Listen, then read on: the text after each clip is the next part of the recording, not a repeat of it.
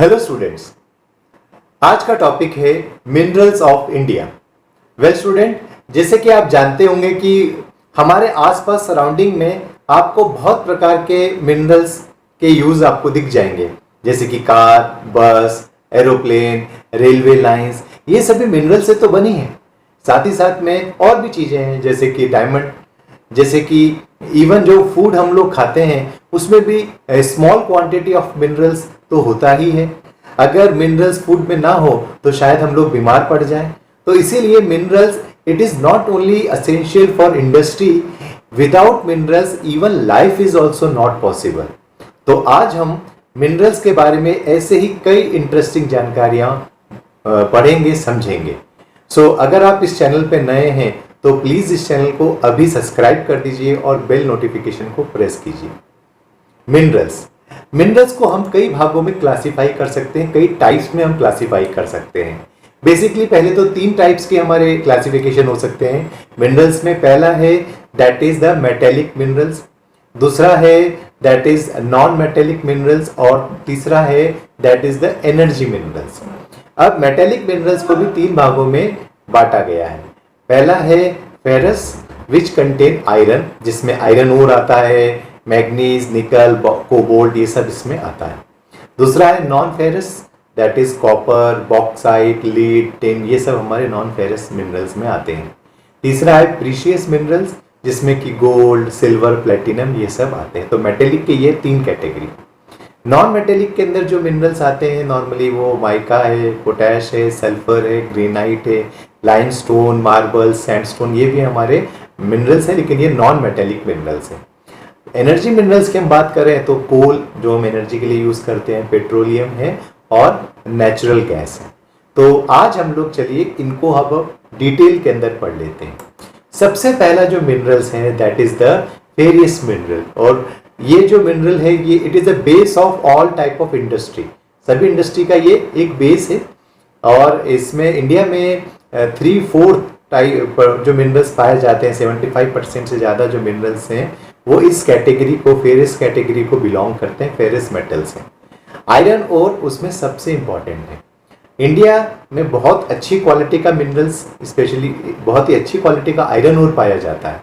India में magnetite नाम का एक फाइनेस्ट आयरन ओर पाया जाता है, which contain up to 70% of iron. इसके अलावा हेमेटाइट नाम का आयरन ओर पाया जाता है, which is use by industry. इसमें 50 to 60% ऑफ आयरन पाया जाता है।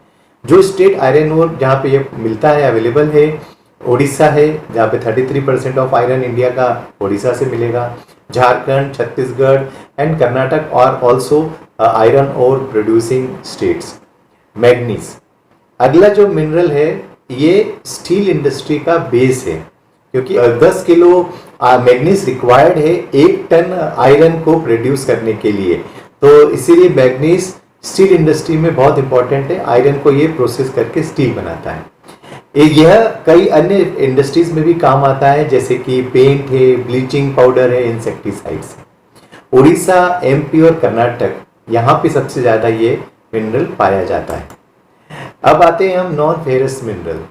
नॉन फेरस मिनरल में कॉपर, बॉक्साइट, लीड, जिंक, ये सब आते हैं। हालांकि इंडिया में बहुत ज़्यादा क्वांटिटी में फेरस कैटेगरी के मिनरल्स नहीं पाए जाते हैं, फिर भी इनका इंपॉर्टेंस बहुत ज़्यादा है।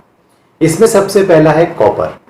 Copper is very critical, it is in limited quantity, लेकिन फिर भी ये हमारी cable, electric cable, electronics, chemical industry, इसका एक इम्पॉर्टेंट रॉ मटेरियल है, इम्पॉर्टेंट मेटल मिनरल है, जो कि ये हम लोग यूज़ करते हैं।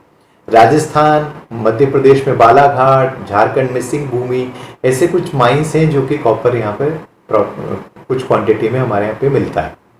अगला है bauxite. Bauxite is source of aluminium. Well, aluminium एक बहुत इंटरेस्टिंग मेटल है, मिनरल है, जो कि आयरन जैसे इसकी स्ट्रेंथ होती है, मजबूती इसकी आयरन के समान होती है, लेकिन ये बहुत लाइट वेटेड होता है, और इस कारण से एरोप्लेन आयरन के नहीं बनते, बल्कि एरोप्लेन एल्युमिनियम के बनते हैं। बॉक्साइट डिपॉजिट जो इंडिया के अंदर है वो उड़ीसा, कर्नाटक, बिलासपुर, कटनी बेल्ट के अंदर यहाँ पे ये पाए जाते हैं। अब हम बात करेंगे नॉन मेटेलिक मिनरल्स की। इसमें सबसे पहला आता है माइका। माइका काफ़ी इम्पोर्टेंट मिनरल है जो कि स्मॉल थिन शीट में हम लोग इसको बांट सकते हैं। और चूंकि इसमें इंसुलिन प्रॉपर्टी होती है, ये इलेक्ट्रिसिटी का बैड कंडक्टर होता है, इसीलिए ये इलेक्ट्रॉनिक इंडस्ट्री के अंदर यूज़ किया जाता है जहाँ पे हम इंसुलेशन चाहते हैं। राजस्थान, मध्य प्रदेश ऐसी जगह है जहाँ पे कि ये पाया जाता है। अगला एक इम्पॉर्टेंट मिनरल है जो कि लाइमस्टोन है। ये सीमेंट इंडस्ट्री का एक बेसिक मिनरल है। साथ ही साथ में ये आयरन ब्लास्ट में स्मेल्टिंग के लिए भी काम में आता है। ये लाइमस्टोन जो होता है इसमें कैल्शियम, मैग्नीशियम कार्बोनेट डिपॉजिट्स होते हैं। कर्नाटक, आंध्र प्रदेश में ये काफ़ी क्वांटिटी में पाया जाता है। एनर्जी रिसोर्सेज की हम बात करें तो दो प्रकार के एनर्जी रिसोर्सेज हैं। कन्वेंशनल एनर्जी रिसोर्सेज जैसे कि कोल, पेट्रोल, डीजल एक्सेट्रा, और दूसरा है नॉन कन्वेंशनल एनर्जी जैसे कि solar energy, wind, tidal, geothermal etcetera. तो सबसे पहले हम कन्वेंशनल की बात करेंगे। कोल इंडिया में अबेंडेंट क्वांटिटी में पाया जाता है। कोल कमर्शियल और डोमेस्टिक दोनों ही यूज के लिए फुलफिल हमारी रिक्वायरमेंट करता है। जहाँ पे कोल पाया जाते हैं उन एरियाज में बोकारो है, रानीगंज है, झारिया है, दामोदर वैली, महानदी वैली, सोन और वर्धा वैली में कोल इंडिया में काफ़ी क्वांटिटी में पाया जाता है। अब हम बात करेंगे पेट्रोलियम की। पेट्रोलियम कोल के बाद एक सबसे इम्पॉर्टेंट एनर्जी सोर्स है और ये इलेक्ट्रिसिटी जनरेट करने में, हीट जनरेट करने में यूज़ किया जाता है। इसके अलावा ये synthetic, textile, fertiliser, chemical industry का भी बेस है। वैसे तो पेट्रोलियम हम काफ़ी बड़ा पोर्शन विदेशों से हम लोग मंगाते हैं, इंपोर्ट करते हैं, फिर भी जो छोटी सी क्वांटिटी इंडिया में पाई जाती है उसमें बॉम्बे हाई में 63% हमारा पेट्रोलियम पाया जाता है, 18%, 18% गुजरात में और 16% आसाम में पाया जाता है। अगला है नेचुरल गैस।